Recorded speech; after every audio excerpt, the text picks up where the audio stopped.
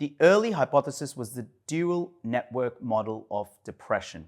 This was postulated by Mayberg and Phillips.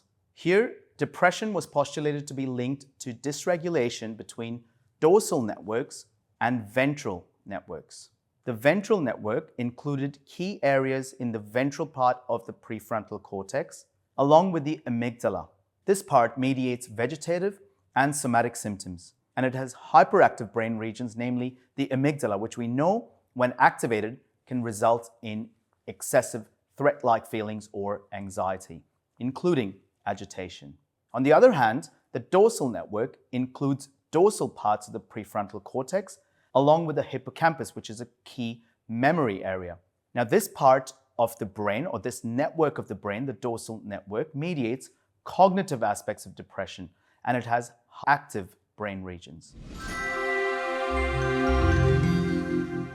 The dual network was extended to the tripartite network. Here, the three key networks are salience network, default mode network, and the cognitive executive control network. The salience network consists of the connections between the anterior cingulate cortex and the insula. The salience network detects salient internal and external stimuli to direct behavior. Dysfunction in this network can result in significant alterations in arousal. Next, the default mode network. This part of the brain is involved in emotional regulation, cognition, future-oriented thinking, and autobiographical memory. The two key areas of the brain here that are involved are the medial prefrontal cortex and the posterior cingulate cortex. Dysfunction in this network can give rise to alterations in cognitive processing of external information and relating it to self. So when this part of the brain is affected, it can result in significant ruminations, self-referential thinking. An easy way of remembering this part of the brain is to recognize that this part of the brain is active when your mind, so it's a part of the brain that is active when we're not actually paying significant attention. When we start paying attention significantly, the default mode network takes a step back and the executive function area takes precedence.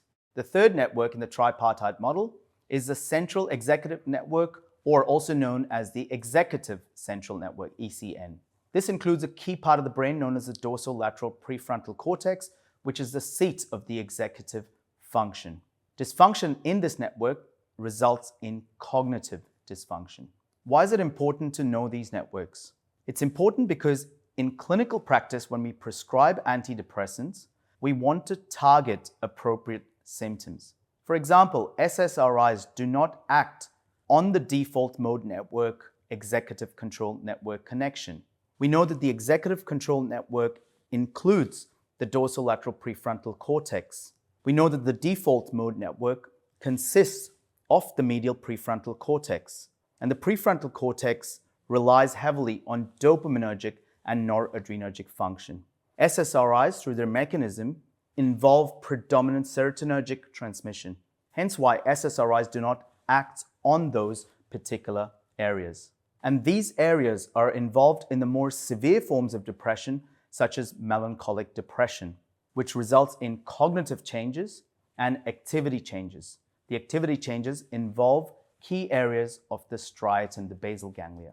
This brings us to the frontostriatal limbic circuit. Here, the key players are the amygdala, which is the threat area, connections to the nucleus accumbens, which is the reward area, and projections from the nucleus accumbens to the anterior cingulate cortex and the connections from the anterior cingulate cortex to the frontal parts of the brain.